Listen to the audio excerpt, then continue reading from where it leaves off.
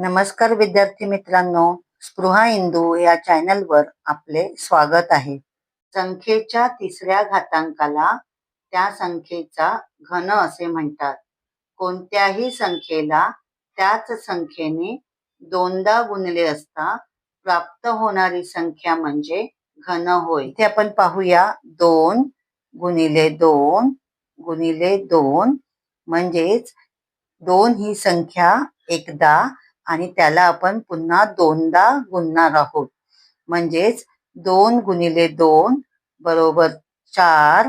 तर 4 गुणिले 2 चं उत्तर 8 आहे. आणखीन एक पाहूया. समजा आपणास 3 गुणिले 3 गुणिले 3 म्हणजे 3चा घन हा 3 त्रिक 9 आणि 9 त्रिक 27 येणार आहे.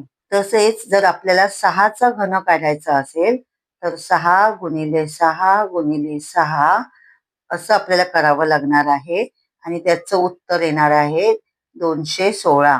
विद्यार्थी मित्रांनो, 1 ते 10 संख्यांचे घन इयत्ता 4थी साठी आपणास अभ्यासावयाचे आहेत. आता आपण पाहूया 1 चा घन म्हणजे 1 गुणिले 1 गुणिले 1 याचं उत्तर 1 येतं. 2 चा घन 2 गुणिले 2 गुणिले 2 याचा घन 8 येतो.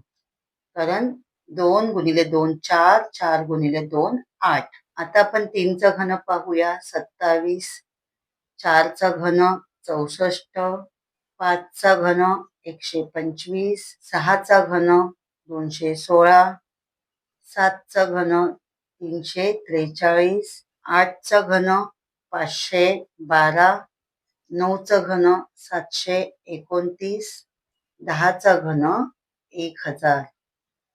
विद्यार्थी मित्रांनो, 11 चा घन किती येतो हे तुम्ही कमेंट बॉक्स मध्ये उत्तराच्या रूपाने लिहायचे आहे.